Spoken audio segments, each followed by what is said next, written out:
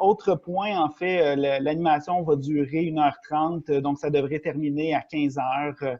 Alors, je vous souhaite de passer un bon moment à tous et d'en apprendre davantage. Alors, moi, c'est Martin Houle et je suis agent d'intégration et de maintien en emploi chez Memo Québec.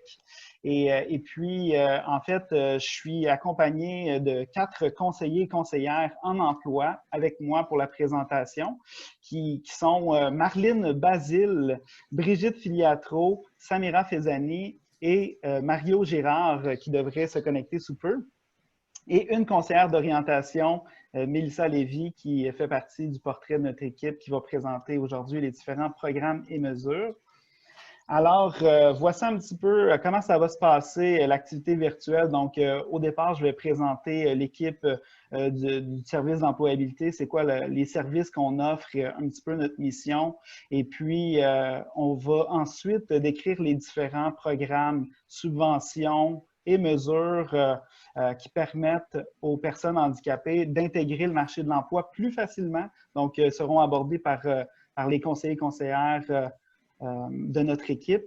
Et par la suite, vers la fin de l'activité, vous aurez une période de questions là, pour environ quelques minutes, là, 10 minutes si vous voulez échanger, s'il y en a qui veulent avoir plus de précision. Et aussi, vous pourrez nous parler de votre appréciation de l'activité. Comment est-ce que vous avez trouvé ça? Alors, eh bien, je commence. Donc, le service d'employabilité chez Memo, il a été créé en 1976.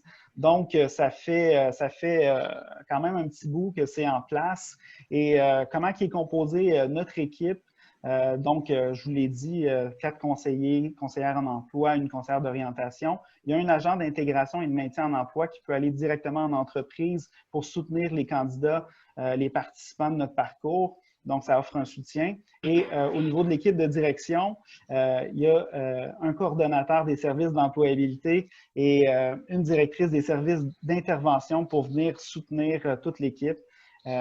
Les services qu'on offre en employabilité, c'est sûr que c'est un service, nous sommes un organisme spécialisé, donc on fait partie des CEMO, des services externes de main-d'œuvre, et on dessert une clientèle qui ont des limitations physiques et neurologiques. Donc, l'accompagnement est beaucoup plus soutenu, beaucoup plus individualisé. Donc, tous nos services prennent ça en considération, en fait, qu'on intervient avec une clientèle qui ont des limitations. Donc, le parcours est un petit peu plus long, les services sont plus personnalisés, mais au niveau, ça reste que c'est quand même des services qui sont en lien avec les différents centres de recherche d'emploi qui sont offerts. Donc, on a la clarification d'objectifs professionnels pour ceux qui ont de la difficulté à déterminer un objectif d'emploi. On peut les aider pour ça par le biais du bilan de compétences, qui est un moyen pour définir un objectif d'emploi plus facilement. Si jamais la personne elle a de la difficulté à définir son projet de vie, son projet d'emploi, puis souhaite même retourner aux études, bien, on offre des services d'orientation professionnelle offerts par notre conseillère Mélissa Lévy. Et puis, pour la référence, bien, vous pouvez nous contacter directement ou aller dans un service, dans un centre local d'emploi et demander à avoir des services d'employabilité. Outre la clarification d'objectifs professionnels, on offre de l'aide pour travailler les méthodes de recherche d'emploi, en fait. Donc, c'est tout ce qui est la rédaction du CV, l'aide de présentation, comment se présenter, du coaching pour passer une entrevue. On offre également de la pratique d'entrevue aussi, là, qui peut être filmée avec rétroaction. Donc, c'est très aidant. Et tout autre service qui sont en lien, en fait, là, avec la recherche d'emploi, exploration du marché du travail, etc. Et un des gros points, en fait, qu'on va voir aujourd'hui, c'est toute la question des subventions et des mesures qui sont offertes aux personnes, aux personnes qui ont des limitations physiques et neurologiques. Donc, c'est ce qu'on va vraiment voir avec notre belle équipe. Alors, les critères d'admissibilité pour participer à nos services, par contre, il faut être âgé de 16 ans et plus, habiter l'île et, comme je l'ai expliqué, c'est ça, avoir une limitation physique et neurologique. Donc, ça comprend quoi exactement? La limitation physique et neurologique. Eh bien, en fait, c'est assez large notre clientèle, notre type de clientèle qu'on rencontre. Difficultés physiques, c'est très varié. Ça passe d'un simple douleur de maux de dos, des troubles musculo-squelettiques qu'on peut retrouver une personne. On peut aider une personne qui est lésée médulaire, donc paraplégique, tétraplégique. Donc, le spectre est très large et au niveau des difficultés, des limitations neurologiques, bien, ça peut être un TDAH, une hyperactivité, un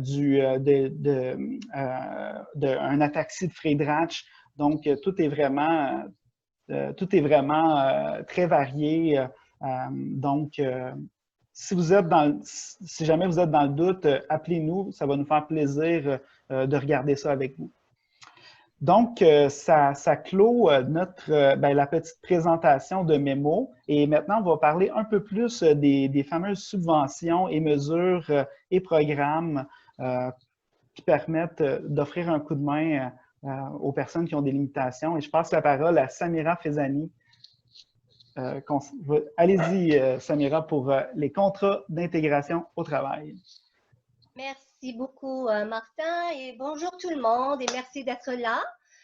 Voilà, donc aujourd'hui, moi, je vais vous parler des contrats d'intégration au travail. Donc, Martin, s'il te plaît. Ouais. Donc, qu'est-ce qu'un CIT? C'est quoi les critères d'admissibilité pour un participant? Et puis, quels sont les autres critères d'admissibilité pour d'autres? Et on va voir ensemble les volets de la mesure CIT aussi. Alors, qu'est-ce qu'un CIT? Qu'est-ce qu'un contrat d'intégration au travail? Donc, le contrat d'intégration au travail, plus simple, c'est une subvention donc, que Service Québec octroie à certains, à des employeurs. Donc, c'est comme un remboursement d'une partie des salaires des employés qui ont un handicap. Donc, ça permet à maintenir leur emploi ou bien de les intégrer carrément dans un emploi. Et la spécificité de cette subvention, c'est qu'elle est renouvelable chaque année. Et d'où son intérêt. Et puis, c'est la subvention, en quelque sorte, qu'on utilise le plus à Mémo Québec. Martin? Quels sont les critères d'admissibilité pour les participants? Donc, ce n'est pas toutes les personnes qui vivent avec un handicap qui sont admissibles à ce contrat.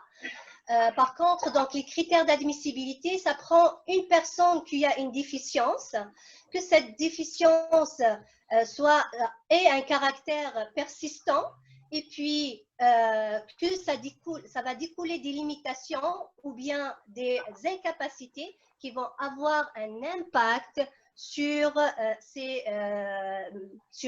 l'exercice de ses activités quotidiennes et tout. Et bien sûr, sur ses tâches de travail. La prochaine diapo. Donc, pour les employeurs, donc tous les employeurs qui ont un numéro d'assurance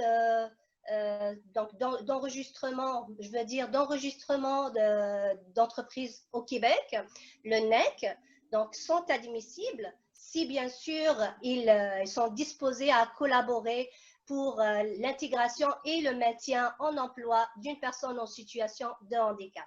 Certaines exceptions, bien sûr, existent, mais on ne va pas entrer dans les détails aujourd'hui. Donc, pour l'emploi, les tâches doivent être quand même adaptées en fonction des limitations de la personne. Et puis, une personne peut utiliser son CIT dans plusieurs emplois en même temps. Et puis aussi, donc, il ne faudrait pas que cette personne dépasse comme 40 heures de travail par semaine. C'est sûr que le poste en question, il faudrait que ça soit ici au Québec. Pour les horaires, Donc, l'horaire de travail, donc, il y a un minimum que Service Québec exige. Donc, il faudrait que la personne, au moins, elle va travailler 12 heures par semaine. Ça, c'est le minimum. Et puis, pour la subvention, donc, le maximum qu'Emploi Québec peut rembourser, c'est 40 heures par semaine. Et puis, donc, Service Québec a un plafond. Et ce plafond, c'est quoi? C'est le plafond de remboursement, c'est le salaire minimum fois 40 heures. Voilà. Puis maintenant, on va voir les volets de la mesure CIT. Donc, pour les CIT, il y en a plusieurs volets. Nous, à Mémo Québec, à Moelle Épinière et Motricité Québec, on utilise principalement les 4 volets. Il y en a d'autres. Mais les 4, on va en parler aujourd'hui un petit peu. Donc, le premier, il s'agit de soutien au salaire. Donc, c'est un remboursement d'une partie du salaire de l'employé à l'employeur, selon bien sûr un taux que le conseiller va élaborer, donc va proposer à Service Québec, et tout en se basant sur l'impact des limitations des tâches de la personne sur l'impact des limitations de la personne sur ses tâches. Et puis, c'est sûr que c'est un manque à gagner pour l'employeur. Pour la première année, le taux maximum du soutien au salaire, c'est 85%. Puis, pour les années subséquentes, donc c'est un maximum de 75%. Pour faire un CIT, donc généralement, le minimum qu'Emploi Québec nous demande, c'est vraiment un 15%. Et la durée pour ce volet-là, c'est la durée comme maximale, c'est 52 semaines, mais n'oubliez pas, c'est une subvention qui est renouvelable. Donc, c'est ça. Passons donc au deuxième volet, celui d'évaluation. On ne l'utilise pas beaucoup à Mémo Québec, mais ça nous arrive de l'utiliser. Ça, on l'utilise lorsque, par exemple, on veut évaluer les capacités de la personne qui vit avec un handicap à intégrer le marché du travail. Donc, il y a des critères d'admissibilité, donc en nombre de 3. Donc, la personne, soit qu'elle n'a exercé aucun emploi auparavant ou aucun stage aussi. Deuxième critère, donc, comme par exemple, si la personne, c'est la première fois qu'elle va réintégrer le marché du travail après qu'elle est devenue une personne en situation de handicap. Et troisièmement, c'est la situation de santé de la personne a tellement évolué qu'on ne sait pas c'est quoi l'impact et tout. Donc, il faudrait évaluer vraiment sa capacité à intégrer le marché de l'emploi. Voilà. Et la durée maximale pour ce volet-là, c'est 13 semaines par année. Le prochain, on aime bien ça. L'adaptation de poste de travail, c'est parce que c'est un volet qui permet quand même d'améliorer la productivité des personnes qui vivent avec un handicap en emploi, et aussi ça permet d'améliorer leur confort en emploi. On collabore avec des centres de réadaptation pour ce genre de CIT, donc pour adapter le poste de travail. Donc, on collabore avec le CRLB et puis Constance Lethbridge aussi, qu'on salue d'ailleurs, ils sont présents avec nous. Et puis, pour ce volet-là, donc, l'ergothérapeute, il va faire une évaluation et des recommandations. Et puis, on va faire une proposition à Emploi Québec pour adapter le poste de la personne. Ça peut être une chaise adaptée, ça peut être un bureau donc ajusté à la taille de la personne. C'est beaucoup de choses. Et le coût, ça va être remboursé par Emploi Québec, Service Québec maintenant. Il y a le quatrième volet dont je vais vous parler aujourd'hui, c'est l'accessibilité. On sait tous qu'il y a des lieux, il y a des endroits de travail qui ne sont pas accessibles malheureusement. Et ce volet-là nous permet de rendre les lieux plus accessible aux personnes qui vivent avec des limitations. Ça peut être une installation par exemple, d'une rampe d'accès, ça peut être, je ne sais pas, donc l'installation d'un système pour une ouverture des portes automatiques, c'est ce genre de choses. Et là, les coûts sont remboursés à 50% pour les employeurs. Voilà, donc est-ce qu'il y en a d'autres volets? Oui, il y en a d'autres volets que nous, à Mimo Québec, on ne l'utilise pas beaucoup, mais c'est bien que vous les sachiez aussi. Donc, il y a un volet qui concerne l'accompagnement, il y a un autre volet qui concerne la compensation salariale pour traitements médicaux, il y a interprétariat, et puis des considérations spéciales dans des cas exceptionnels. Dans ce dernier-là, c'est vraiment comme Service Québec, c'est au niveau régional qu'ils vont prendre la décision. Je pense que j'ai fait le tour et par la suite, si vous avez des questions par la suite, on va les traiter. Merci beaucoup pour votre écoute et je cède la parole par la suite à Martin et Mélissa. Merci. Merci beaucoup, Samira, pour cette belle présentation. Donc, Mélissa, tu peux poursuivre. Bonjour. Bonjour, moi, c'est Mélissa Lévy. Comme Martin l'a dit, je suis conseillère en orientation chez Mimo Québec. Samira vient de nous parler de la subvention salariale, le CIT, le contrat d'intégration au travail, qui est la subvention salariale vedette ou phare qu'on utilise, celle qu'on utilise le plus souvent. Moi, je vais vous entretenir sur les autres subventions salariales de Service Québec qu'on utilise aussi, mais de façon plus ponctuelle. Martin? Entre autres, je vais vous parler des 4 programmes suivants. La subvention salariale qui s'appelle Subvention salariale de Service Québec. C'est pas très original, hein, ça veut tout dire. Le programme d'aide à l'intégration des immigrants et des minorités visibles en emploi, celle qu'on appelle plus souvent PRIM. Le programme Objectif Emploi et les programmes d'aide et d'accompagnement social, les programmes PASS. Vous allez noter au fur et à mesure où je vais parler que toutes ces subventions-là ont une structure d'aide similaire. C'est-à-dire qu'il y a une aide financière salariale, un soutien au salaire, des frais d'accompagnement, des frais pour la formation d'appoint ou pour des besoins spéciaux. Donc, pas mal tous ces programmes-là sont constitués de cette façon-là. Donc, débutons par la subvention salariale de Service Québec. C'est une subvention qui fonctionne de la manière suivante.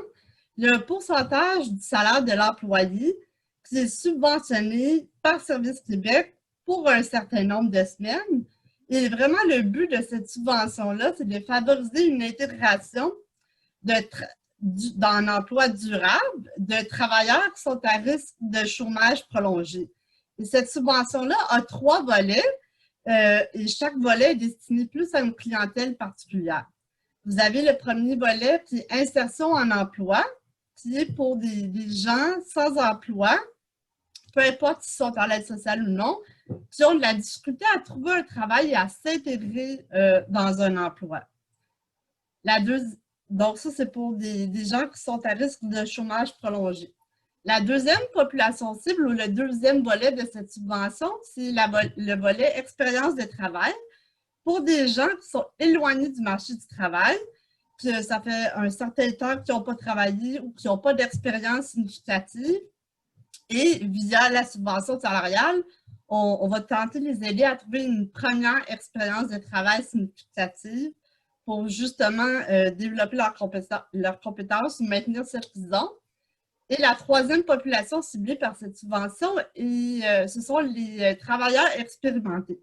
Donc, les gens de 55 ans ou plus ou de 50 ans ou plus qui ont des prestations d'aide de dernier recours et qui ont la difficulté à se trouver un emploi.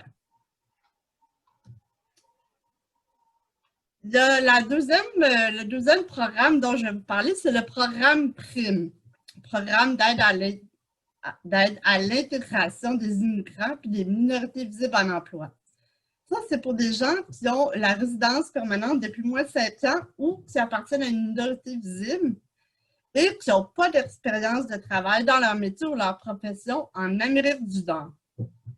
Donc, Et encore là, cette subvention-là peut offrir un soutien au salaire, peut offrir la formation à ces gens-là pour qu'ils puissent avoir un premier emploi durable dans leur domaine et favoriser par la suite leur intégration au marché du travail québécois.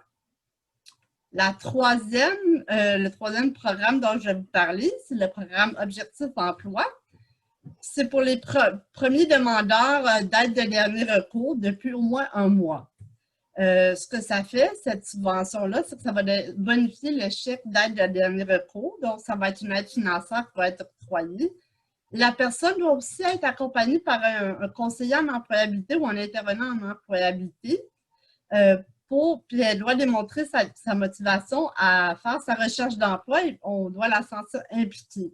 Donc, l'intervenant en employabilité donne une rétroaction à l'Agent d'emploi Québec. Puis c'est vraiment, les deux, on travaille de concert vraiment pour booster ou maintenir ou augmenter la motivation à la recherche d'emploi de la personne et l'accompagner dans son processus étape par étape pour éviter justement que les nouveaux prestataires de l'aide sociale demeurent sur l'aide sociale longtemps et s'éloignent graduellement du marché du travail.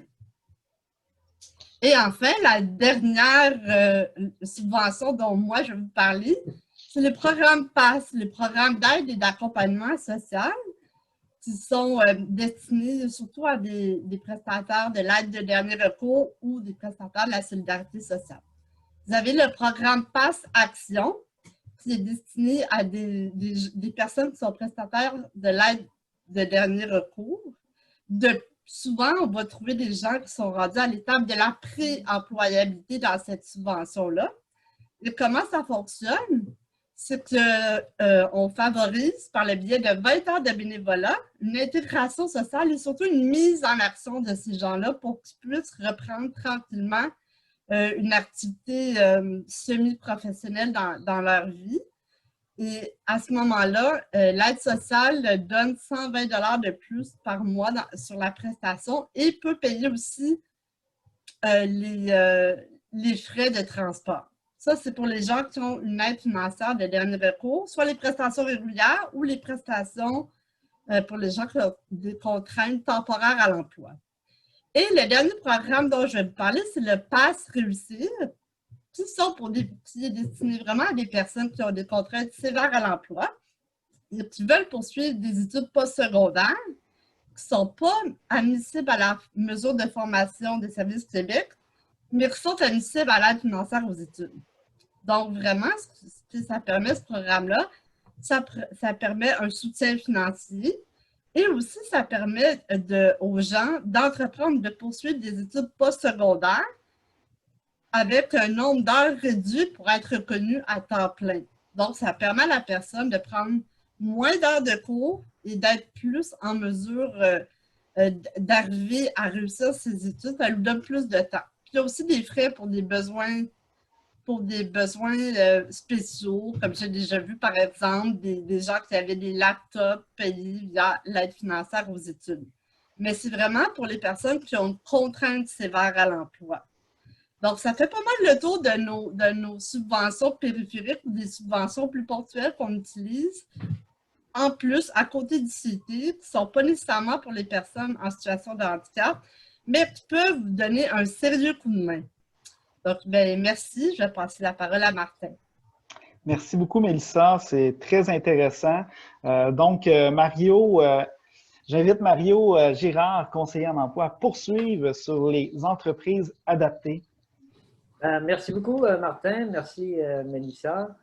Moi, effectivement, je vais vous parler des entreprises adaptées. Je vais juste me présenter un petit peu. Mario Girard, je suis conseiller en emploi chez moi, l'Épinière Motricité Québec depuis 4 ans et quelques mois.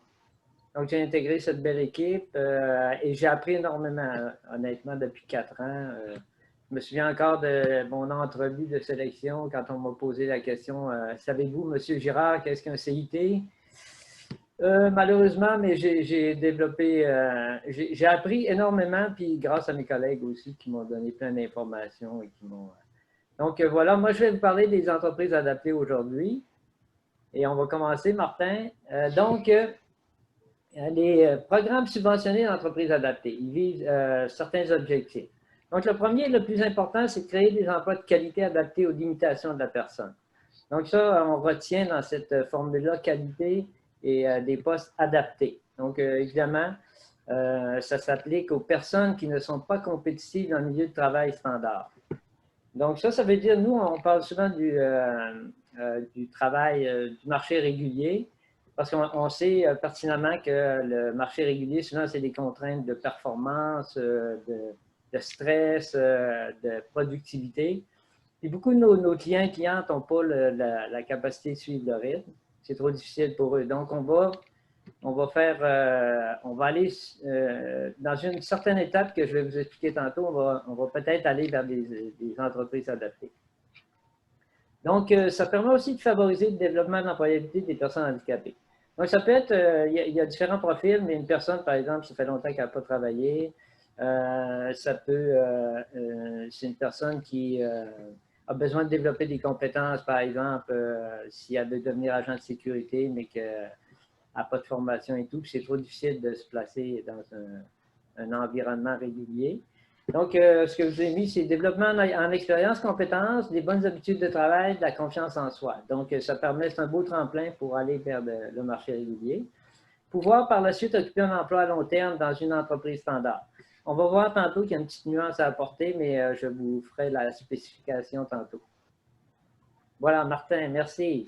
Donc, mission et services, je vais commencer par vous dire qu'il y a 40 entreprises dans tout le Québec, dont 5 à Montréal et 60 établissements répartis dans le Québec. Ça veut dire qu'il y a des entreprises adaptées, comme AFI, il y a 4 établissements. Il y en a une, je pense, à Anjou, Saint-Hubert, Québec, Terrebonne. Donc, ça se peut qu'une entreprise a plusieurs établissements. Elles existent depuis plus de 40 ans, donc assurément, ont développé une expertise. Créer et maintenir des emplois de qualité dans un environnement de travail adapté, donc ça, on l'a déjà dit. Il y a 5300 personnes qui travaillent dans le réseau des entreprises adaptées qui comprend plus de 4000 postes dédiés aux personnes qui vivent avec des limitations. Ça veut dire que les entreprises, évidemment, il y a des gens qui n'ont pas nécessairement des handicaps qui travaillent dans les entreprises adaptées, mais les entreprises adaptées doivent avoir au moins 60% du personnel qui sont des personnes avec des limitations. Dont les entreprises adaptées, on parle de plus de 200 produits et services différents qui sont offerts. Tantôt, vers la fin, je vais vous expliquer un petit peu les subtilités ou les produits et les secteurs, qu'est-ce qu'ils font exactement chaque entreprise adaptée. Je vais vous donner le détail, en fait. Merci, Martin. Donc, les critères d'admissibilité, on va dire immédiatement, je ne les répéterai pas parce que c'est les mêmes que sur requis pour le CIT. Donc, entre autres, c'est avoir une limitation, un diagnostic, des limitations qui sont permanentes et persistantes dans le temps. Ce qu'il faut faire, à partir du moment où on veut aller faire, par exemple, on a un client, rendu dans une certaine étape, on veut aller vers une entreprise adaptée. Il faut se préparer à faire la démonstration au comité de sélection que nous avons fait au moins de la recherche pendant au moins 6 mois dans le marché régulier et que la personne, on n'a pas réussi à trouver un employeur qui était intéressé ou qui voulait prendre notre client. Donc, c'est la première chose qu'ils vont nous demander. Donc, des fois, il y a des professionnels qui nous appellent, j'ai un client qui voudrait aller en entreprise adaptée, ou j'ai des personnes qui s'adressent directement aux entreprises adaptées, ils vont dire, ben non, il faut passer par un CEBO, un service spécialisé de main-d'œuvre, dont moi, les clients à Motricité Québec. Donc, il faut. Donc, nous, on fait les démarches, on fait au moins une démarche de 6 mois. Il faut aussi réussir avec succès la passation du comité. Donc, ça veut dire que nous, il faut bien se préparer, les conseillères et conseillers. Il faut monter le dossier. J'ai mis en noir rapports médicaux à jour. Ça, c'est l'essentiel, c'est qu'on se fait questionner beaucoup sur notre client et cliente, à savoir si, par exemple, ses limitations, est-ce qu'il peut... Mettons que j'ai un client que je viens de présenter dernièrement, d'ailleurs, puis on demande, je l'ai présenté pour un poste d'agent de sécurité. Axia a souvent des postes d'agent de sécurité. Donc, les questions, c'est est-ce que monsieur peut marcher au moins 1 heure? Est-ce que monsieur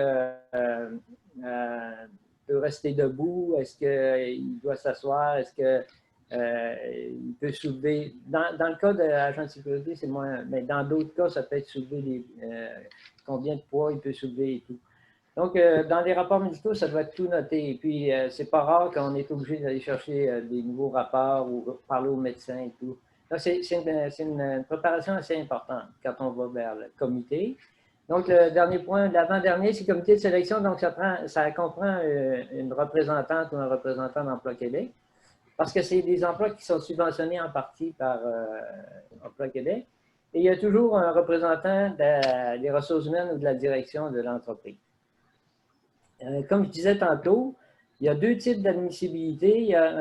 Moi, je peux avoir un client et je peux déterminer qu'un développement de 24 mois serait bénéfique pour lui. Ça veut dire qu'il va aller en entreprise adaptée et puis il va prendre de l'expérience. Pendant 2 ans, il va, comme j'ai dit tantôt, il pourrait développer de l'expertise, confiance en soi. Agent de sécurité, par exemple, il y aurait vraiment toute la formation. Il y aurait des permis, il y aurait le RCR et tout. Il fait des... Là, rendu à 1 an et demi, par exemple, il pourrait m'appeler et dire Mario, moi j'aimerais ça intégrer le marché du travail régulier. Donc, on demanderait un développement de 24 mois ou ça peut être en indéterminé. Ça, ce que ça veut dire que la personne, même après un certain temps d'entreprise adaptée, va toujours être trop limitée pour intégrer le marché du travail régulier. J'ai un monsieur dernièrement que j'ai placé en entreprise adaptée chez AXIA comme agent de sécurité. Je vais vous dire souvent agent de sécurité parce que la plupart des démarches que j'ai faites en entreprise adaptée, c'est pour des postes d'agent de sécurité. Puis ce monsieur-là a été accepté en indéterminé parce que paralysie cérébrale, le marché régulier, monsieur a travaillé j'ai travaillé 3 ans avec ce monsieur-là. Et je l'ai placé, je l'ai aidé à se placer dans les supermarchés, dans d'autres types d'emplois, avec des CIT à 85%. Mais sa santé se détériorait graduellement, donc il s'avère que le marché régulier est trop. Donc, il a été accepté en indéterminé. Voilà. Martin, merci. Les avantages de travailler dans une entreprise adaptée, ben, c'est un peu, je vous dirais, c'est ce qu'on recherche tous. En fait, c'est découvrir un milieu de vie, être accompagné, encadré, formé. Donc, comme je l'ai spécifié, j'ai mis agent de sécurité parce que pour différents types d'emplois, la personne peut être formée. Sortir de leur isolement, socialiser, s'intégrer, contribuer au développement, améliorer leur autonomie, devenir des citoyens. Mais ce que j'aimerais dire, moi, c'est que je reprends mon exemple de mon monsieur paralysie cérébrale. Vous savez, devenir des travailleurs à part entière, c'est qu'aussi ça crée une stabilité. C'est qu'à partir du moment où la personne est en entreprise adaptée, nous, on peut faire un suivi, un maintien d'emploi, comme ce monsieur-là. Puis s'il il y a des difficultés en entreprise adaptée, on parle avec la direction, les ressources humaines, puis on essaie de trouver une façon de mieux adapter. S'il y a un site de surveillance d'agent de sécurité qui est trop difficile, on va essayer de négocier ou de trouver un autre endroit qui va être plus facile, ce qui n'est pas nécessairement le cas dans le marché régulier. Donc voilà, Martin. Merci. Donc, la liste des entreprises adaptées, ben, là, je vous parle juste des 5 qui sont à Montréal. Il y a Axia. Axia, ils ont plus une expertise où ils travaillent plus au niveau de l'emballage, la sécurité, comme j'ai dit, puis l'entretien ménager. Il y a beaucoup de postes. En fait, pour vous expliquer, nous, on reçoit des avis constamment par courriel. Puis il y a un avis de convocation. Il y a un poste qui est ouvert. Axia cherche des agents de sécurité, par exemple. Et on va voir dans notre, ce qu'on appelle en bon français notre caseload et on regarde si on n'aurait pas quelqu'un qui serait intéressé. Coforce, c'est plus les services d'entretien, services logistiques, classement et archivage, multiservices, sous-traitance. AFI sont plus logistique, AFI logistique, spécialisés en impartition logistique. Ils font beaucoup aussi de la récupération de matériel électronique et placement potentiel, entretien ménager, placement de personnel. Ils peuvent engager de nos clients et clientes, mais ils peuvent répondre à des demandes aussi de certaines entreprises qui ont besoin de personnes en entretien ménager. Donc, ils placent leurs clients, leur personnel. Ils et à des coûts très compétitifs. Atelier GEM, c'est d'emballage, manutention de toutes sortes. Donc, voilà, grosso modo, je vous ai mis aussi deux liens utiles. Le premier, c'est le Conseil québécois des entreprises adaptées. Donc, si vous voulez plus de renseignements, vous pouvez toujours aller voir. Le deuxième, c'est le guide de présentation. Moi, je vous dirais qu'à partir du moment où vous avez des clients et clientes, appelez-nous, c'est beaucoup plus facile. Nous, on a l'expertise. Puis, si vous n'êtes pas sûr dans le doute, appelez-nous, puis on va rencontrer votre client et client. Et on va évaluer ses besoins, puis on va voir la pertinence d'aller puis faire la démarche complète. Et on est très habitué et très bon là-dedans. Donc, on va finir, je vais terminer en vous présentant une vidéo. Donc, c'est mon ami Benjamin Gratton qui est l'acteur principal. Donc, j'aime beaucoup ce petit vidéo-là parce qu'il vous permet de faire une incursion dans l'entreprise adaptée. C'est un peu ludique, puis ça vous donne une bonne idée de comment ça se passe. Donc, tout comme mes collègues, moi, je vous invite après la présentation. Si vous avez des questions sur les entreprises adaptées, bien, ça va me faire extrêmement plaisir. D'accord. Alors, je vais partir la vidéo, Mario. Ça ne sera pas bien long. Merci, Martin.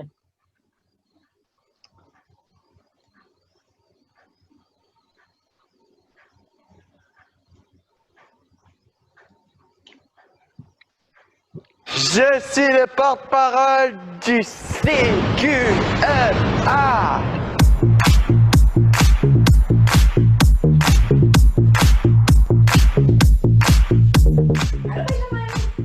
Les entreprises adaptées sont présentes partout au Québec. Notre mission, c'est vraiment d'intégrer puis de maintenir en emploi, en fait, les personnes avec des limitations.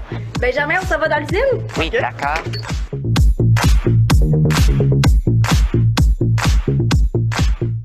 Benjamin, je te présente Jean-François. Ça fait 19 ans qu'il travaille ici. Salut, Jean-François. Bonjour, Benjamin. Bon, ici, qu'est-ce que je fais, c'est je reçois les machines. Mon travail, c'est de mettre une étiquette de notre compagnie dessus pour suivre la machine. On scanne, on attend les infos, on rentre le reste des infos dans la machine. Est-ce que tu aimerais ça faire ça comme travail?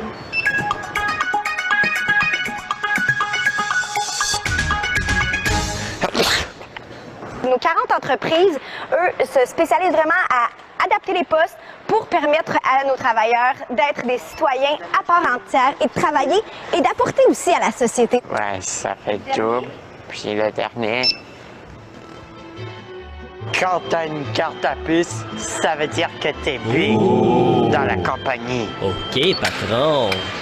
Bien, Benjamin, je te présente Alain. Alain Côté, ça fait lui aussi beaucoup d'années qu'il travaille chez nous. Benjamin. J'ai démagnétisé les disques. C'est pour effacer l'information qu'il y a dessus pour nos clients. Ah oui. On l'allume la machine, exactement. J'ouvre la petite porte. Jusqu'au bout, tu la laisses dans le fond. Bien aligné, c'est beau. Le passé de mon père est effacé. Salut Mario! Allô, Benjamin. C'est juste un petit problème. Je suis malentendant, moi. J'ai des appareils, fait que des fois, je peux ne pas comprendre ou faire répéter. Benjamin, ensemble, on va préparer une commande. Oui, oui, okay? d'accord. OK. Je vais aller dans mes documents à l'ordinateur. Je vais te montrer quel numéro tu vas me les lire pour que je les écrive à l'ordi, OK? 3, 5, 0, 8, 9. 1, 3, 4, 8, 8, 8. 1, 3, 4. 8, 8, 8. C'est bon. Avoir un emploi, c'est une bonne raison de boire du café.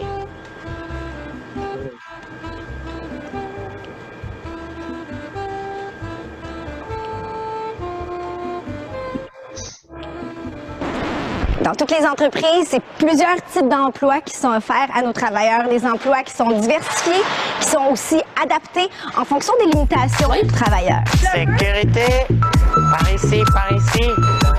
C'est bon? Faut accrocher ça.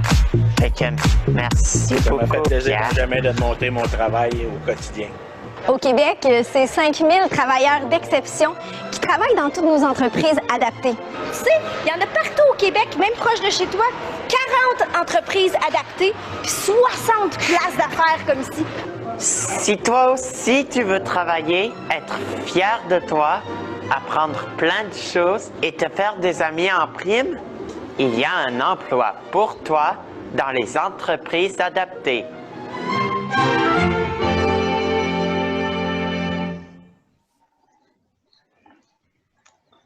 Donc, et voilà. Merci, Martin. Je vais juste reprendre le partage.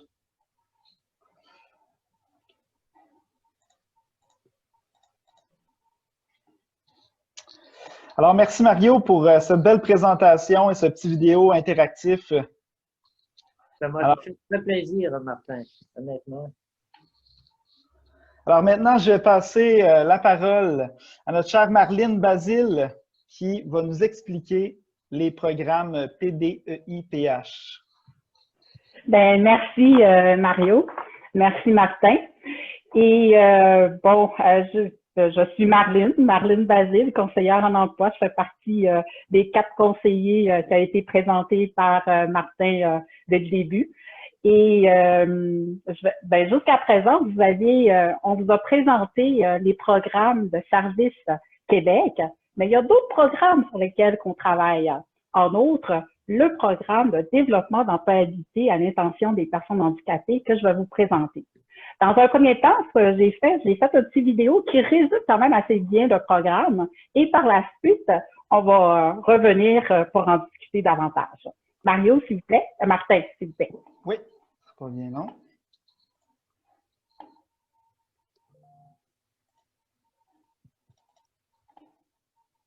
Okay. Donc, Stécie, quel était ton objectif lorsque tu as fait appel au programme d'employabilité de Mémo Québec? D'accord. Donc, moi, l'objectif que j'avais, c'est de pouvoir intégrer un emploi qui me donnerait la possibilité de rester là à long terme parce que mes expériences précédentes ont été de courte durée. Donc, ça m'a pas permis de vraiment apprendre et aussi d'avoir une certaine stabilité en emploi. Donc, moi, j'ai plus été vers ce programme PDEI-PH pour pouvoir avoir cette opportunité-là. OK. Tu es venu chez Mémo et après ça, tu t'es dirigé vers le programme PDU-PDH.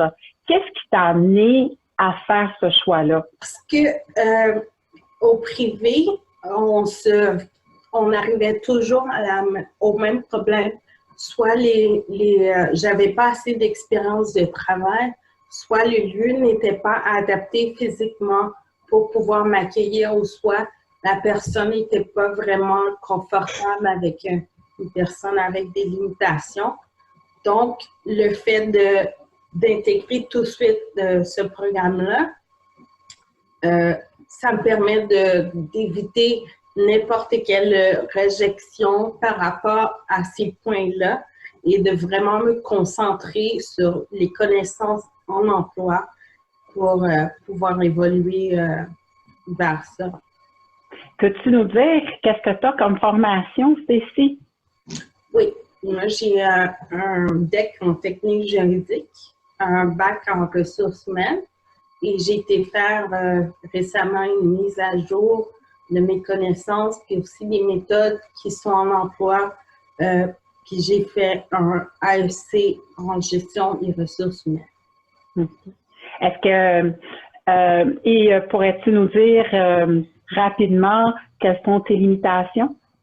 Oui, mes limitations sont plus au niveau de la marche et aussi au niveau de la vision et un peu de fatigue, de problèmes de coordination, tout ça. OK. Et cette année, est-ce que tu as déposé ta candidature pour le programme?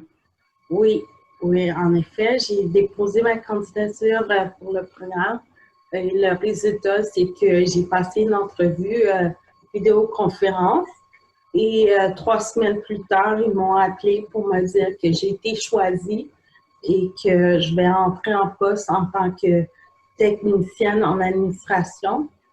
Et eux, de leur côté, à travers Purolata, vont pouvoir m'envoyer mon portable pour que je travaille de la maison.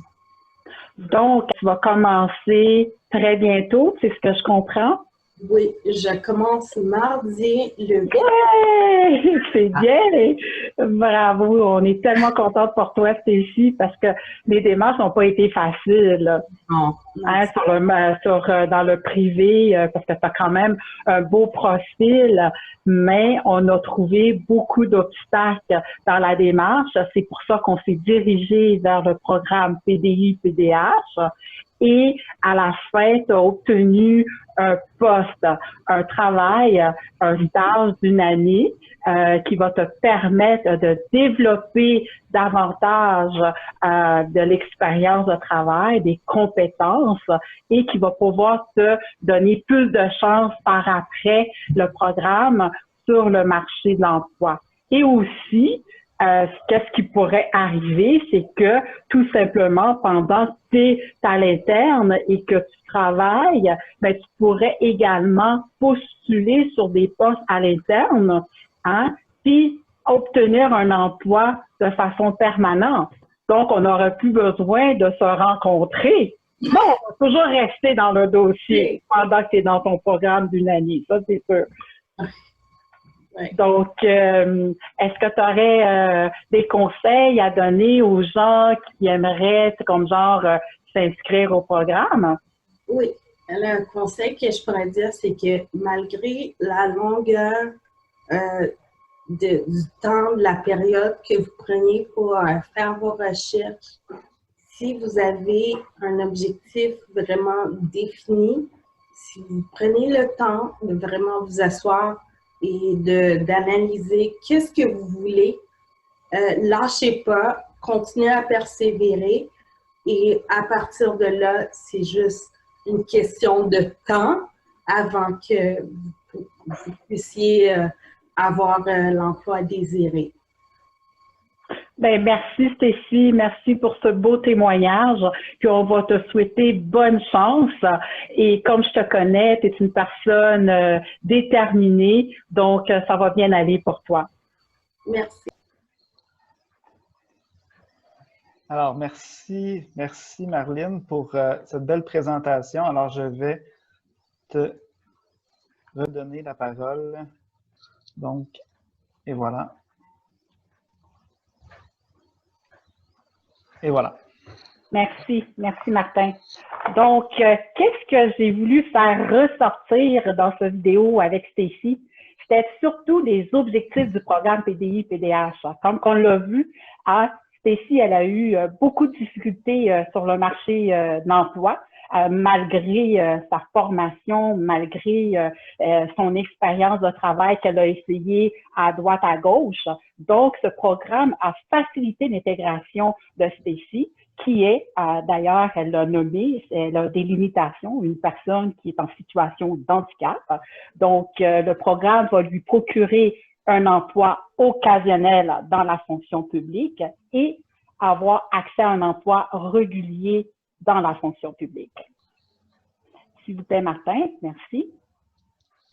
Donc, les critères d'admissibilité pour le programme, c'est répondre à la définition légale d'une personne handicapée.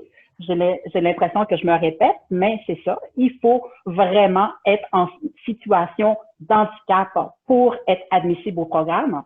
Avoir de l'intérêt à travailler dans la fonction publique. C'est pas tout le monde qui a l'intérêt à travailler dans la fonction publique parce qu'on sait que c'est des tâches de bureau. Et Stécie, on l'a vu depuis le départ, elle avait ces intérêts-là. Ne pas avoir encore participé au programme ou avoir une expérience de travail dans la fonction publique. Donc, il s'agit d'un stage. Il ne faut pas oublier que c'est un stage. Donc, la personne qui a une expérience significative, donc, elle ne pourrait pas être admissible au programme. Être référé par un service spécialisé de main-d'œuvre pour personnes handicapées. On parle d'un CEMO. Donc, la personne qui est intéressée pour le programme PDI-PDH, exemple, si la personne, elle voit des postes vacants sur le site de la fonction publique, ne pourra pas elle-même décider de postuler, elle va devoir rencontrer un conseiller, une conseillère d'un CEMO, pas de n'importe quel service d'employabilité, je dis bien d'un CEMO, qui va faire une première évaluation avec cette personne-là pour ensuite faire les démarches pour le stage. Merci, Martin.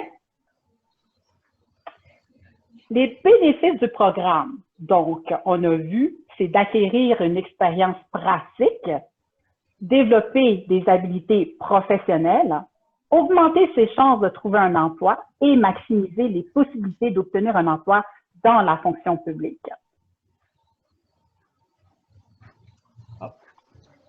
Et là, je vais vous présenter également le programme fédéral de stage pour les Canadiens et Canadiennes en situation de handicap. C'est le PFSCH. C'est exactement la même chose que le PDI-PDH. Mais, par contre, au lieu que ça soit du côté provincial, c'est du côté fédéral. Donc, du côté fédéral, le programme a vu le jour, ça fait, je pense, depuis l'année passée. Donc, moi, personnellement, je ne l'ai pas encore utilisé et je pense que mes collègues non plus, mais on est en plein développement du programme. Un programme qui semble être quand même très intéressant parce que ce programme-là, au lieu que ça dure une année, ça dure 2 ans. Donc, la personne est en stage pendant 2 ans. Donc, les objectifs du programme est similaire au PDI-PDH, c'est vraiment de développer des compétences pour maximiser les chances sur le marché du travail et contribuer dans la fonction publique. Donc, je ne vous cache rien, c'est vraiment exactement la même chose. Martin? Donc, les critères d'admissibilité, pareil au PDI-PDH, vu que je ne les ai pas nommés, je vais les nommer ici. Être citoyen canadien et avoir 16 ans ou plus. Être disposé à continuer à recevoir le soutien du conseiller en emploi. Comme j'ai dit à Stécie, ben, tout autant que tu vas rester dans le programme pendant 1 an, je vais être dans le dossier. Après, le programme, si elle est embauchée à l'interne, ben là, je ne serai plus dans le dossier, mais pendant le moment du stage, la conseillère est encore dans le dossier. Être disposé à s'autodéclarer pour le programme en tant que personne en situation de handicap. Donc, encore une fois, il faut avoir des limitations, il faut avoir une situation d'handicap. Être intéressé et disposé à travailler dans un environnement de bureau. La personne qui n'est pas de bureau, mais elle ne sera pas heureuse dans ces types de programmes-là. Il faut vraiment avoir de l'intérêt à travailler dans le niveau administratif. Avoir terminé ses études secondaires ou disposer d'une alternative approuvée par l'employeur. Donc, c'est un minimum secondaire 5. Avoir une expérience professionnelle limitée et pouvoir bénéficier de l'acquisition d'une expérience professionnelle et du développement des compétences professionnelles. Donc, encore une fois, hein, j'ai l'impression de me répéter, mais c'est le même programme. Donc, la personne qui a une expérience significative, qui a déjà travaillé dans la fonction publique, ne serait pas admissible au programme. Parce que je me rappelle, au début, quand j'ai commencé à travailler chez Nemo Québec, j'ai une participante qui avait déjà participé au programme. Mais moi, j'étais nouvelle, puis j'avais fait toutes les démarches avec elle. Elle voulait vraiment recommencer le programme, sans savoir qu'elle n'était pas admissible. On a travaillé fort pour, par la suite, recevoir une lettre que madame, elle avait déjà participé au programme, malheureusement. Et être capable d'effectuer des recherches sur Internet, donc c'est d'avoir, on travaille sur les ordinateurs, on travaille avec tous les logiciels, il faut avoir un minimum en informatique. D'accord. Les attentes des stages. C'est un emploi à temps plein, 37 heures et demie par semaine. Ce que j'ai vu parce que j'ai eu un atelier d'intégration avec le programme PDI-PDH pour Stécie, ce que j'ai vu, c'est que Stécie, elle va travailler 35 heures, mais elle va commencer à temps partiel. Donc, ils ont comme adapté pour elle le poste. Donc, elle commence à temps partiel. Donc, j'imagine que pour le programme CSSCS, SCH, ça doit être la même chose aussi. Ils peuvent comme adapter selon le profil de la personne. Mais c'est du 37 heures. Donc, il faut être disponible pour 37 heures et demie. Alors, elle a l'air quand même assez intéressant. Hein? C'est 51 538 annuels. Et la personne a également des prestations de la fonction publique, la cotisation pour les soins dentaires, les médicaux et des retraites. Donc, intéressant. Et encore, on revient sur le fait que la conseillère va rester dans le dossier pendant la durée du stage. Ça, c'est vraiment un must. Merci. Martin. Les offres de stage se font surtout dans le lieu de travail qui se fait toujours dans le secteur de Halifax, Montréal, la région de la capitale, Ottawa, Gatineau, Toronto, Vancouver. Donc, c'est vraiment là qu'on voit les offres d'emploi. Et les rôles occupés, encore, c'est niveau administratif, donc des rôles des opérations de programme et du service à la clientèle, rôles stratégiques, puis des rôles de service administratif. Donc, c'est vraiment du soutien administratif. Les tâches sont reliées à des travaux de bureau. Donc, la personne doit être vraiment intéressée à faire du travail de bureau. Compétences recherchées. Diplôme, un minimum diplôme de secondaire 5, anglais essentiel ou français. Donc, c'est pas nécessaire d'être bilingue. Avoir des aptitudes en communication, faire preuve d'initiative et être orienté vers l'action, faire preuve d'intégrité et de respect, réflexion approfondie, travailler efficacement avec les autres. Soit un programme que je trouve vraiment très intéressant pour les personnes qui sont en situation handicap, parce que des fois, c'est pas évident, comme on l'a vu avec Stacy. Malgré que la jeune fille est dynamique, elle est vivante, elle a un beau profil, on a fait vraiment beaucoup de recherches. Elle a eu beaucoup d'entrevues et ça a été vraiment très difficile. Et regardez aujourd'hui, grâce à ce programme, la jeune fille va pouvoir commencer à travailler. Donc, c'est un programme vraiment intéressant. Merci. Merci beaucoup, Marlene, pour cette belle présentation sur les programmes gouvernementaux qui vont aider l'insertion des personnes handicapées à intégrer un emploi dans la fonction publique. C'est vraiment une bonne chose. Alors, je cède la parole à Brigitte Filiatro, conseillère en emploi aussi chez Memo. Est-ce que tu veux le contrôle, Brigitte? Ça va, on peut continuer comme ça, Martin. Tu fais bien ça. OK, bon. Donc oui, comme Martin disait, je suis la 4e conseillère en emploi de l'équipe. Aujourd'hui, je suis là pour vous parler de notre dernier programme, mais non le moindre. Il s'agit du programme Sphère Québec, qui est un programme fédéral qu'on retrouve à la grandeur du Canada, mais qui est ici au Québec, qui est subventionné depuis peu là, par Service Québec.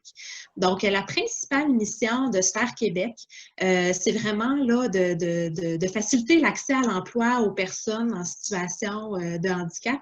On dit faciliter et on veut aussi que la personne se maintienne dans cet emploi-là. Donc, on vise beaucoup le plus possible le maintien sur le long terme là, par le soutien de Sphère.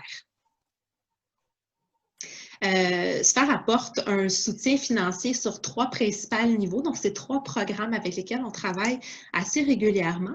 Il y a d'abord la subvention salariale à l'embauche, il y a le projet Mentor Habileté et le programme d'aide aux travailleurs indépendants pour les personnes avec des limitations qui souhaitent se lancer en affaires. Donc, les critères d'admissibilité généraux que je vais vous nommer s'appliquent aux 3 programmes. Évidemment, chaque programme a des critères spécifiques qu'il faut évaluer. De là, la pertinence, qu'on vous accompagne là, dans vos démarches. Mais les critères qui sont énumérés dans cette affiche-là sont vraiment les critères de base, là, en fait, pour avoir accès à ces programmes-là. Donc, on parle vraiment que la personne ait des limitations fonctionnelles. Elle doit aussi avoir besoin de support financier, avoir la citoyenneté canadienne et avoir légalement le droit de travailler au Canada. Donc, d'abord, le premier programme, on l'utilise assez régulièrement, je vous dirais, on parle ici de la subvention salariale à l'embauche. Donc, le but, en fait, de ce programme-là, c'est vraiment de permettre à la personne qui souhaite intégrer un emploi de trouver quelque chose qui convient à ses limitations, de lui permettre aussi de développer son employabilité et de se maintenir en emploi sur le long terme. Donc, on parle ici souvent on va faire souvent affaire avec Sphère Québec pour les gens qui ne sont pas admissibles au CIT. Étant donné que c'est une subvention qui est moins longue. Hein? Samira le disait tout à l'heure, le CIT est renouvelable d'une année à l'autre, mais de par ses conditions d'admissibilité, parfois certains participants n'ont tout simplement pas accès à cette subvention-là. Donc, on a parfois un plan B qui se dessine à nous, qui est la subvention salariale là, de Sphère Québec. Donc, c'est un bel outil qu'on va mettre en place vraiment pour faciliter l'accès à l'emploi. La personne va en apprendre, là, elle va être subventionné là, durant tout son début d'emploi. Donc, ça lui permet de bien s'installer, de bien être accommodé durant son intégration en emploi. Mais cette subvention-là a une fin qui est très variable d'une personne à l'autre et en fonction des tâches qu'elle va faire là, dans son travail. Donc, parfois, on peut parler d'une subvention de 6 mois. Parfois, ça peut être 9 mois. Parfois, le montant qui est accordé va changer à travers les semaines. Donc, c'est très, très, très personnalisé. De là, l'importance d'être accompagné par le conseiller là, qui va tout monter le dossier en l'adaptant le plus possible à la condition du participant.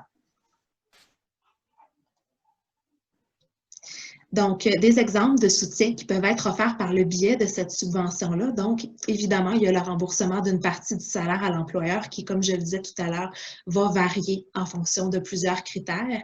Il y a également le financement possible d'équipements adaptés. Donc, équipements adaptés, c'est très, très, très variable. On vise évidemment, là, encore là, le maintien.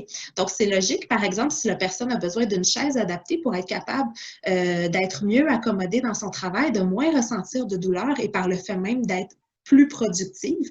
Donc, à ce moment-là, le financement de certains équipements va être très pertinent pour assurer encore là le maintien à long terme de cette personne-là là, sur son lieu de travail. On vise aussi là, un soutien financier au niveau de l'accessibilité, un petit peu comme Samira l'a mentionné tout à l'heure dans le CIT. Certains frais de déplacement peuvent être remboursés. On peut rémunérer un accompagnateur et d'autres services connexes qui, je vous dirais qu'on n'utilise pas très souvent là, chez moi à l'Épinière, mais ça vaut quand même la peine de le mentionner. Des frais d'interprétariat, d'hébergement, des frais de repas, etc. Donc, je tenais à vous parler d'un petit fait vécu, une de mes participantes qui a fait affaire avec nous en 2017. Elle s'appelle Elena. Donc, Elena s'est présentée à mon bureau. Elle souffrait d'arthrose lombaire. Donc, comme je disais tout à l'heure, l'arthrose lombaire, c'est un diagnostic qui pourrait être très douloureux, mais qui est malheureusement pas admissible au niveau des subventions à plus long terme, comme le CIT. Donc, elle, quand elle s'est présentée, elle était découragée parce que c'est toujours quelqu'un qui avait fait des emplois physiques en production dans des usines. Puis elle disait, là, je ne pense pas qu'avec ma condition, je vais être capable de retourner là-dedans. Mais de fil en aiguille, on a fini par trouver un employeur là, très intéressé par sa candidature, par son bagage aussi. Grâce à la subvention de Sphère, elle a été capable de mettre en place certaines accommodations. Puis, Elena, au fil de cette subvention-là, elle est devenue de mieux en mieux, de plus en plus à l'aise dans ses tâches. Et je dirais que ça s'est terminé par une histoire d'amour. Même encore aujourd'hui, je lui parlais dernièrement et Elena est très heureuse dans ses tâches, tout comme l'employeur qui est très satisfait de son travail. Donc, on parle ici d'un emploi là, sur le long terme. Ça fait près de 3 ans qu'elle est en emploi et qu'elle est très heureuse. Ensuite, notre deuxième projet de Sphère, c'est le projet Mentor Habileté. C'est assez récent, je vous dirais, mais très intéressant. Le but, en fait, du projet Mentor Habileté, mais ça le dit, c'est on veut créer des opportunités de mentorat pour nos membres. Donc, on veut donner la chance aux personnes avec des limitations de rencontrer des employeurs concrètement sur le marché du travail. La durée du mentorat, on parle ici, c'est assez court, d'1 heure à une journée complète. Donc, on ne dépasse pas une journée de mentorat. Donc, les avantages de ce programme-là, la façon qu'on le voit, c'est que ça s'inscrit très bien dans le cadre d'un processus d'orientation parce que la personne, en fait, ça lui permet de mieux comprendre la réalité du marché du travail. Donc, parfois, surtout quand on a des nouvelles limitations, ça peut arriver, par exemple, un accident de travail, accident de la route, notre corps change, notre situation physique change, on ne peut plus effectuer l'emploi qu'on faisait. Donc, c'est une belle opportunité d'aller tester ses capacités sur le marché du travail, de poser des questions, de valider si on aime vraiment un domaine X. Donc, quand on disait tout à l'heure, ça s'inscrivait bien dans un processus d'orientation, mais ça permet de voir aussi un intérêt pour un programme de formation.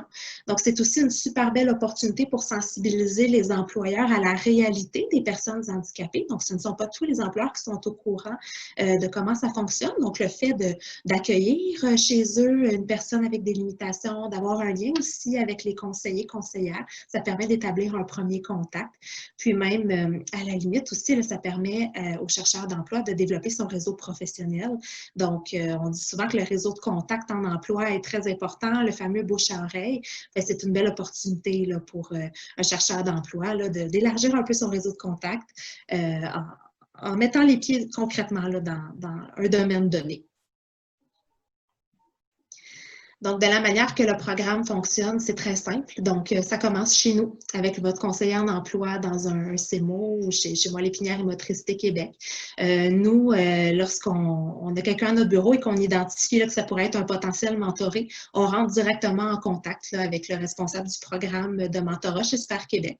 C'est Sphère qui procède à la recherche de stages et le conseiller reste quand même dans le dossier pour accompagner tout au long de son participant à travers cette expérience de stage-là.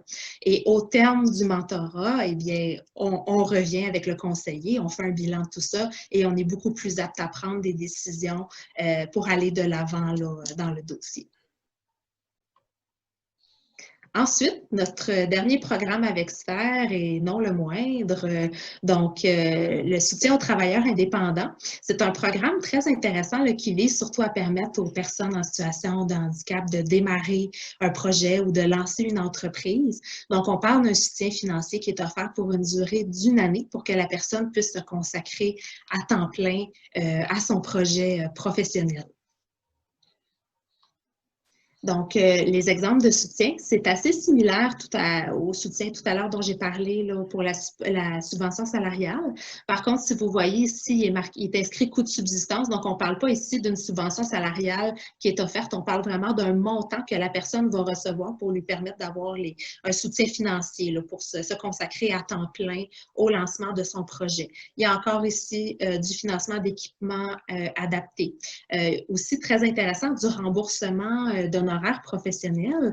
Donc, par exemple, quand on se lance en affaires, parfois, on n'a pas toute l'expertise qu'il faut là, pour bien se construire. On a besoin de faire affaire avec certains professionnels là, du secteur. Donc, ça arrive régulièrement là, que Sphère Québec va rembourser des honoraires professionnels pour qu'un spécialiste intervienne dans le dossier pour mieux accompagner la personne tout le long de son projet de lancement d'entreprise. Parce que ce qu'on veut, au bout du compte, c'est que le projet fonctionne. Donc, Sphère Québec va vraiment mettre tout en œuvre pour qu'au bout de l'année, ce projet-là aboutisse et que la personne soit capable de subvenir à ses propres besoins et puis aux besoins de son entreprise aussi. Là. Donc, on vise encore là le maintien, la durabilité sur le long terme. Donc, les gens ne s'y attendent pas parfois, mais ce sont des démarches qui sont assez rigoureuses. Hein. Se lancer en affaires, ça demande beaucoup de travail. Donc, juste pour vous donner une idée, là, le temps de monter le dossier et d'avoir une admissibilité officielle de Sphère Québec là, pour que le programme démarre officiellement, ça peut prendre entre 2 et 6 mois. Donc, la personne a beaucoup d'étapes à faire, faire son étude de marché, son plan d'affaires. Il y a beaucoup de choses à valider là, pour qu'on construise un beau dossier béton qu'on va pouvoir présenter à Sphère Québec. Donc, c'est important quand on présente le dossier qu'on soit capable de démontrer la viabilité de ce projet-là pour être capable d'être admissible. Et les démarches impliquent aussi la présence d'un partenaire d'affaires à Sphère Québec qui va procéder à l'étude de marché et aussi à la rédaction du plan d'affaires. Donc, c'est vraiment maintenant une source externe qui va accompagner dans le processus décisionnel de Sphère Québec Québec, là. Donc, il y a quand même plusieurs instances qui prennent des décisions sur le projet. Et le participant a quand même plusieurs étapes à suivre là, en cours de route. Par exemple, il va devoir passer des tests d'évaluation sur ses compétences entrepreneuriales. Donc, une fois que tout ça est fait et si tout va bien, la décision finale va être prise par le comité, un comité d'évaluation indépendant, encore là. Et suite à ça, on va procéder ou non à l'admissibilité au programme, on l'espère. Donc, moi, je vous remercie beaucoup. Je vais laisser le mot final à notre collègue Martin. Oui, merci beaucoup Brigitte pour cette belle présentation. Juste avant de conclure, je veux juste mentionner que présentement, Moi Lépinière et Motricité Québec, on est en campagne de financement.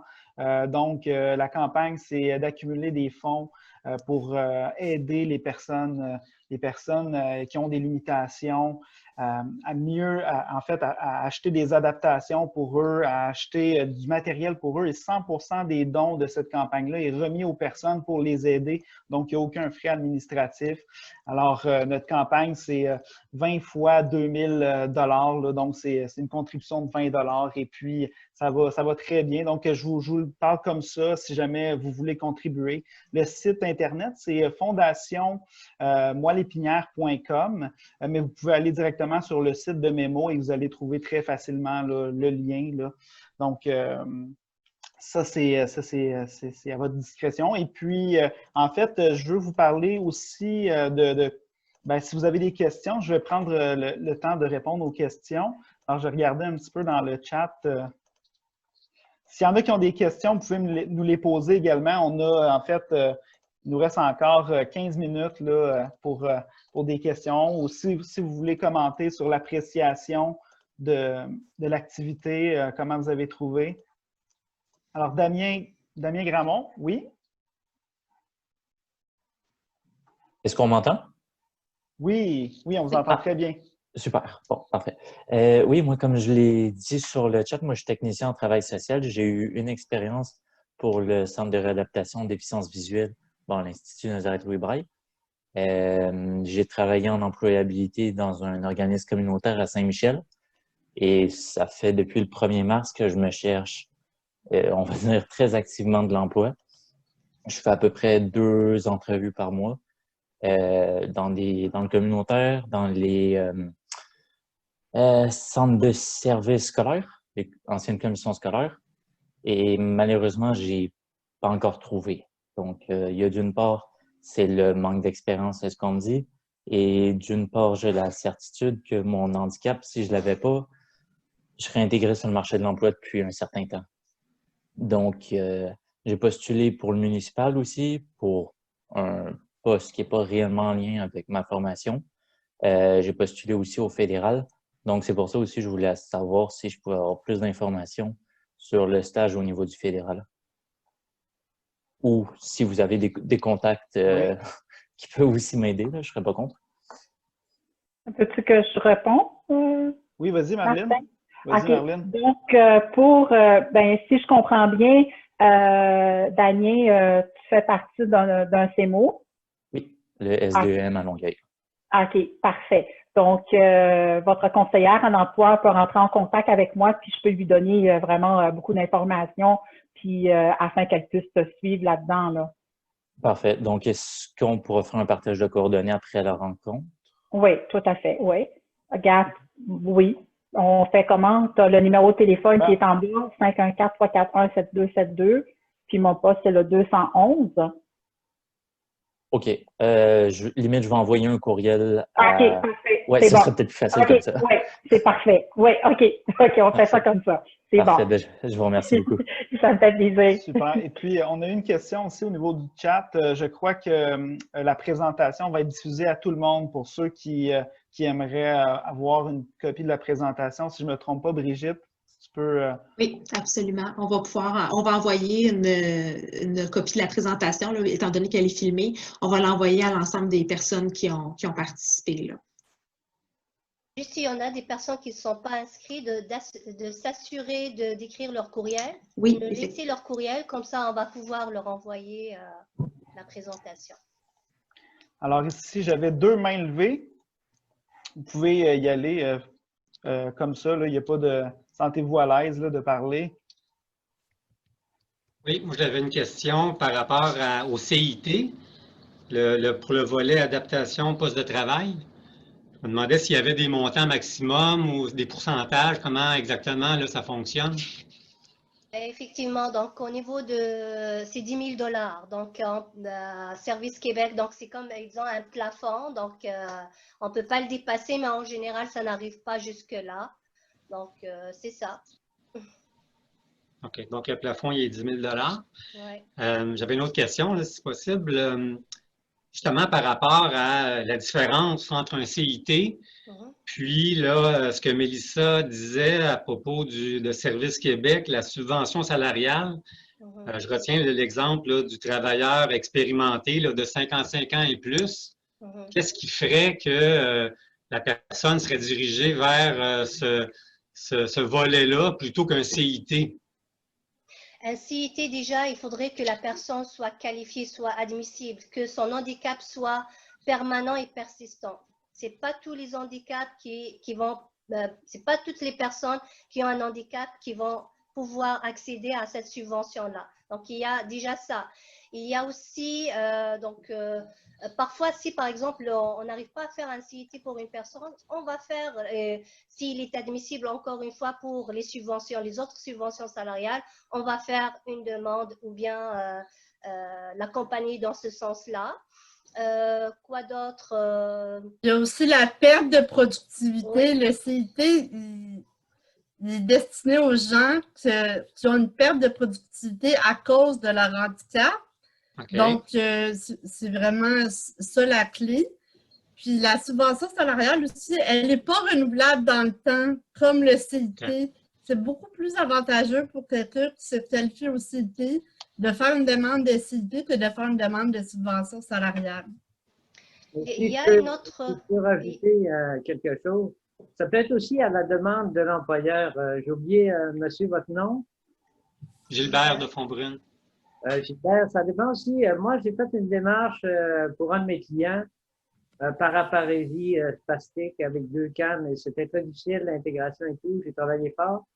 Et j'ai fait beaucoup de démarches des employeurs qui cherchaient un employé avec une subvention salariale. Donc, c'était à la demande de l'employeur parce que l'organisme n'avait pas les moyens, même avec un CIT de 75 % que je lui offrais, il n'était pas capable d'assumer financièrement le 25 %. Donc, on a commencé avec une subvention salariale. Puis ma stratégie, avec ce monsieur-là qui est arrivé en 2010, un monsieur péruvien qui n'avait jamais travaillé quand il est venu me voir en 2018. Donc, ma stratégie étant de combler le besoin de l'employeur, faire une subvention salariale. Puis après ça, j'ai proposé le CIT à 85 %. Donc, le monsieur est toujours en emploi. Donc, des fois, c'est stratégique, c'est à la demande de l'employeur. La subvention salariale, dans ce cas-là, elle est à 100 %. C'est quoi la différence? Oui, exactement. La subvention est à 100 %. Le salaire était le salaire minimum à 40 heures semaine et à 100 %. Donc, lui, ça faisait son affaire. J'avais parlé à l'agent, en fait, puis l'agent, il dit, on connaît ces organismes-là, ils font en récurrence mais ma stratégie étant de faire un CIT après. Donc, c'est toujours, il faut utiliser différents programmes dans certains cas. Donc, la subvention salariale peut faire, ça dépend de la demande, ça dépend de l'employeur, ça dépend de différents facteurs. Très bien, merci. On a une question aussi de Vanessa Tessier qui voulait avoir plus de précision sur le volet accompagnement dans le CIT. Oui, ça, ce n'est pas un volet qu'on utilise beaucoup, mais parfois, dans notre équipe à nous, franchement, moi, je ne l'ai jamais utilisé. Mais c'est toutes sortes d'accompagnements qui dépassent vraiment les normes qu'un employeur normal peut juste offrir à son employé. Je ne peux pas vous donner plus de détails par rapport à ça, mais franchement, moi, c'est un volet que je n'ai jamais utilisé. Il y a un petit accompagnement qu'on peut faire durant, par exemple, un CIT, par exemple, pour le volet soutien au salaire, il y a un petit volet à l'intérieur accompagnement. Ça, c'est le surplus d'accompagnement. Mais ça va au-delà. Ce volet-là, ça va au-delà de ça. Moi, je pourrais peut-être donner un exemple, Samira, parce que j'ai déjà eu un accompagnement, c'est parce que la participante, son handicap lui permettait pas de s'alimenter, de répondre à ses besoins quotidiens. Donc, elle avait vraiment besoin d'une assistante pour l'aider. Donc, c'est là qu'on a utilisé le CIT, on a utilisé l'accompagnement qui venait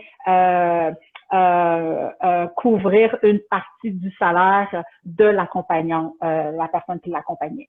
C'est un très bon exemple, ouais. Ouais.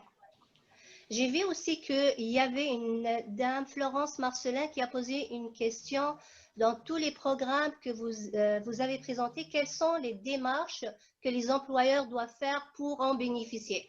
Donc, nous contacter déjà.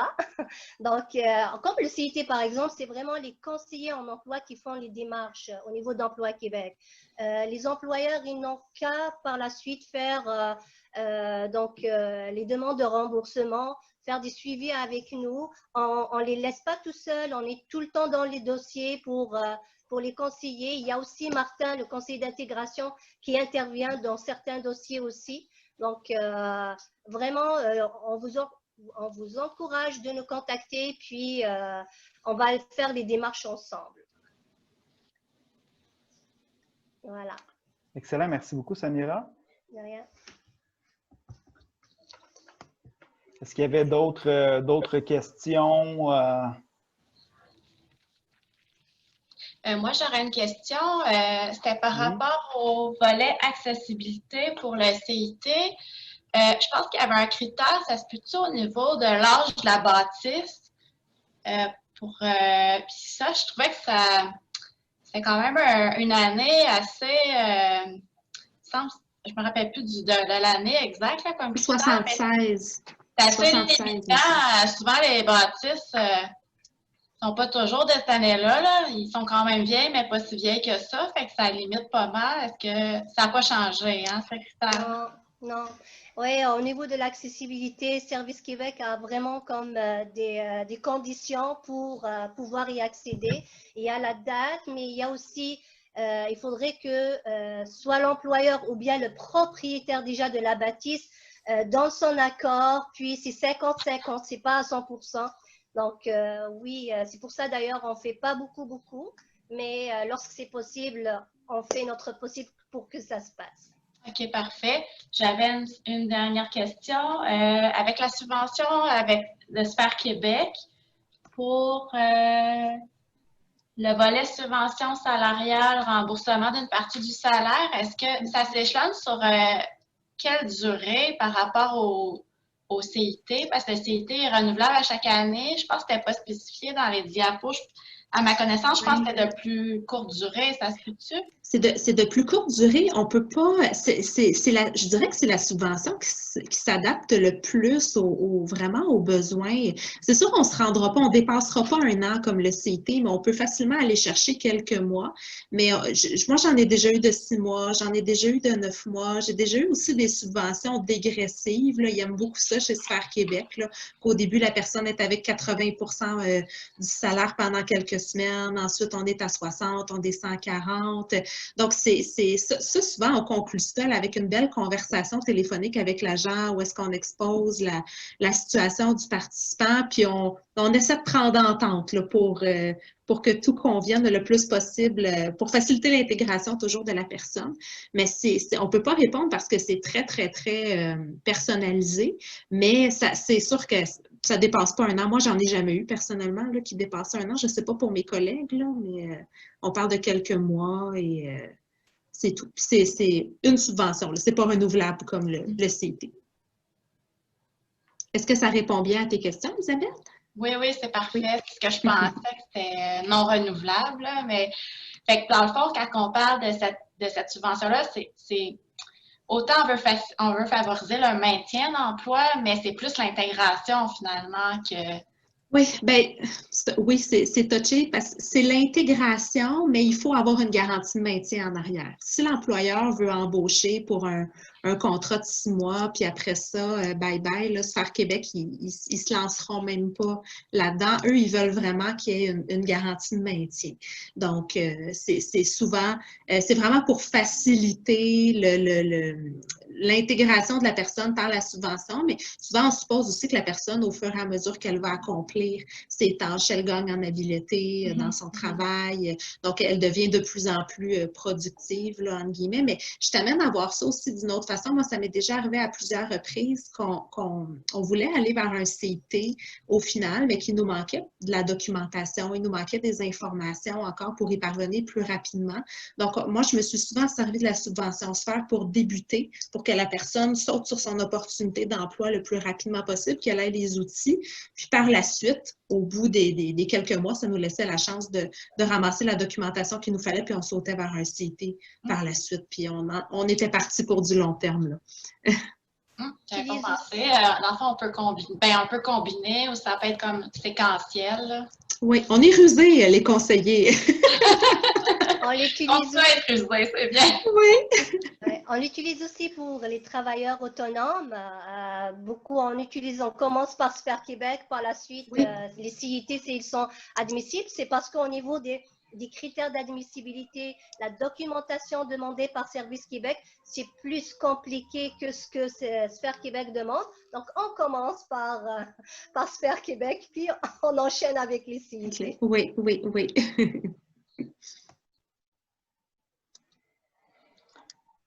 Donc, on avait également une question du chat là, qui provient, en fait, je vais exposer la question tout simplement. Est-ce qu'un handicap, une déficience intellectuelle, est-ce qu'on peut recevoir une personne avec un handicap qui constitue une déficience intellectuelle? La réponse, en fait, c'est oui, mais elle doit être accompagnée d'un handicap physique ou neurologique. Donc, c'est du cas par cas. Au même titre, corrigez-moi si je me trompe, d'un handicap en santé mentale. Là, donc, si c'est un handicap en santé mentale combiné avec un handicap physique, tout dépendamment c'est quoi et quelle lourdeur, quel impact, on peut l'accepter également chez Mémo Québec.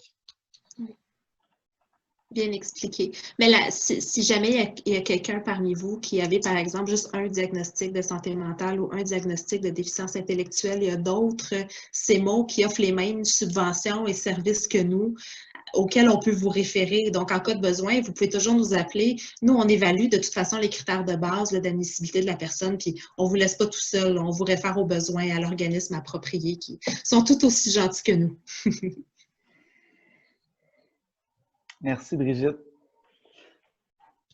Aviez-vous d'autres questions? Ça fait pas mal le tour. Il est déjà 3 heures. Donc, merci beaucoup à tout le monde d'avoir participé activement. Je suis vraiment très content là, à tous et à toutes de votre participation. Et merci aux conseillers de Mémo Québec et conseillères d'orientation pour leur présentation. C'était très, très intéressant.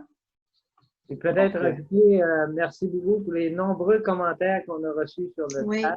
Oui, merci. Merci beaucoup. Des très beaux commentaires. Merci beaucoup. Dire qu'on est très content d'avoir fait la présentation et en espérant que vous ayez appris à nous connaître et à apprécier ce qu'on fait. Ça va nous donner le goût d'en faire d'autres, là. Exact. Oui. Merci beaucoup. Merci. Merci. Merci au revoir. beaucoup. Au revoir. Oh, une solide animation. Merci.